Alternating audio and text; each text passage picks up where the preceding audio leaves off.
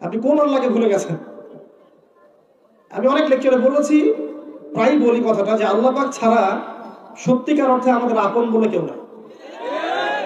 আমাদের উপরের মহলে, নিচের মহলে, পরিবারে, সমাজে, আত্মীয় স্বজন, স্ত্রী সন্তান অনেকে আছে, সত্যিকার অর্থে আল্লাহর মতো আপন আমাদের কেউ নাই।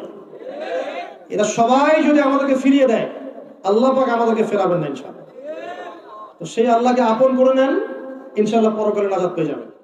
একদিন রাস্তায় চলতে গিয়ে দেখেছিলাম ফজর নামাজের পর যে কোন একটা গাড়ি সম্ভবত একটা কুকুরের বাচ্চাকে মেরে দিয়ে চলে গেছে।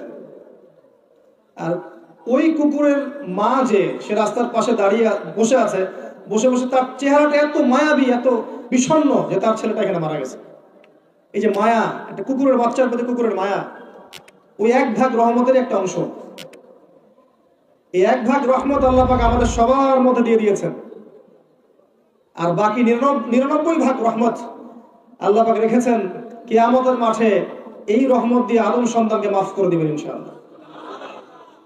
আমরা সে আল্লাহকে ভুলে গেছে। এখন আমরা সে আল্লাহর জন্য সালাত করতে চাই না, সে আল্লাহর জন্য যাকাত দেই না, সে আল্লাহর জন্য দিনের জন্য আমরা কাজ করি না।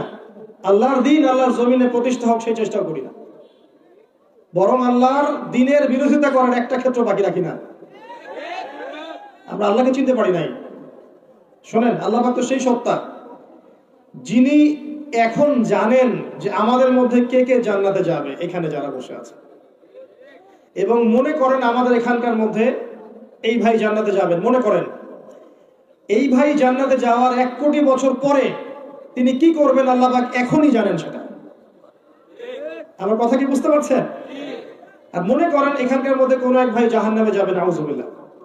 সে জাহান্নামে যাওয়ার কোটি কোটি বছর পর কি আযাব ভোগ করবে আল্লাহ পাক এখনই সেটা জানেন, রাইট নাও। আপনি কোন আল্লাহকে ভুলে গেছেন? আমি অনেক লেকচারে বলেছি, প্রায় বলি কথাটা, যে আল্লাহ পাক ছাড়া সত্যিকার অর্থে আমাদের আপন বলে কেউ নাই।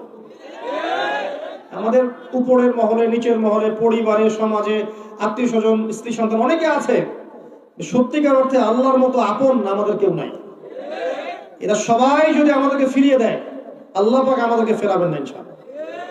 তো সেই আল্লাহকে আপন করে নেন, ইনশাআল্লাহ পরকালে নাজাত পেয়ে যাবেন, দুনিয়াতেও সুখে থাকবেন। দেখবেন সবাই আপনাকে ছেড়ে চলে গেছে ঠিকই, আপনার মনে শান্তি যে আল্লাহ আমার সাথে আছে। সবাই আপনাকে ভুল বুঝছে, দেখবেন আল্লাহ আপনাকে প্রশান্তি দিবেন যে আমি তোমার সাথে আছি, চিন্তা না। যাই হোক, আল্লাহ পাক ওই নূরের ফেরেশতাদের সামনে মাটির আদমের সামনে নূরের ফেরেশতাদেরকে সিজদা করালেন। এখান থেকে আমাদের সম্মানটা বুঝতে পারছেন? কিসের কারণে সম্মানটা পেলাম? ফিজিক্যাল গঠনের কারণে? কিসের কারণে বলেন তো? জ্ঞানের কারণে। আল্লাহ বলেছেন সূরা আলাকের মধ্যে, আল্লামাল ইনসান মা লাম ইয়ালাম, আমি সেই জ্ঞান শিক্ষা দিয়েছি যে জ্ঞান মানুষ জানতো না। আমরা সৃষ্টিগতভাবে জ্ঞানী ছিলাম না, আল্লাহ তার জ্ঞান থেকে আমাদের